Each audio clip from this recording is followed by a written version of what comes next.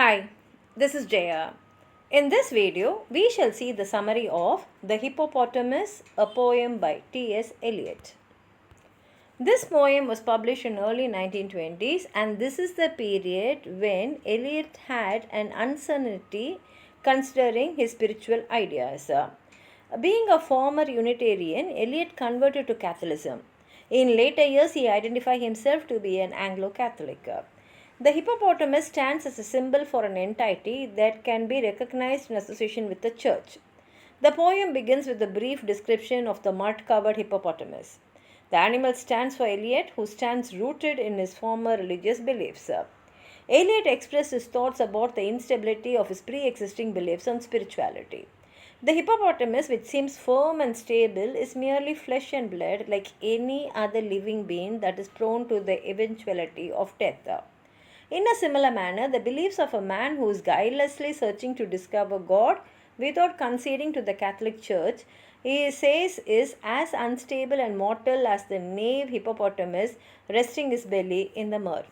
He compares the hippo and the true church. Perhaps it can be the comparison between the Catholic Church and the many other existing beliefs. While the rules and customs of the church ensure a definite path to God, other paths are susceptible to lead to disappointment. The hippopotamus acts as a symbol that stands in contrary to the beliefs of the church. The hippo is eventually cast in the role of Eliot himself as he arises from his dubious beliefs and begins to follow the religion of Christianity as preached by the choiring angels. The church welcomes him with heavenly arms and he realizes the word of God through his new Catholic faith.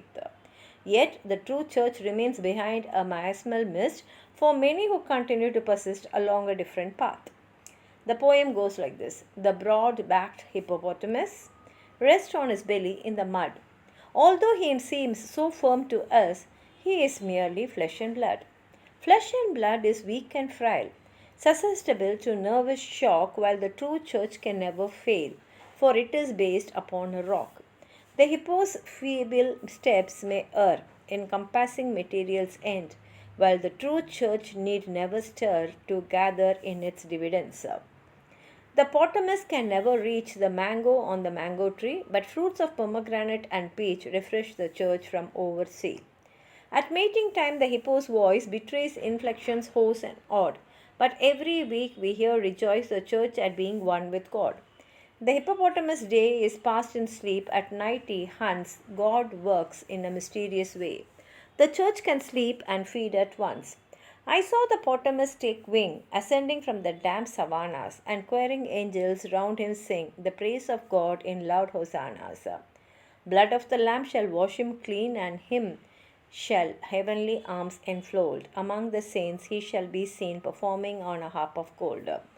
He shall be washed as white as snow by all the martyred virgins kissed, while the true church remains below, wrapped in the old miasmal mist. And here ends the poem. If you have anything more to add on to what I've said, please write it in the comment box, like the video, share it with your friends, and if you have not subscribed my channel, please subscribe and support. Thank you.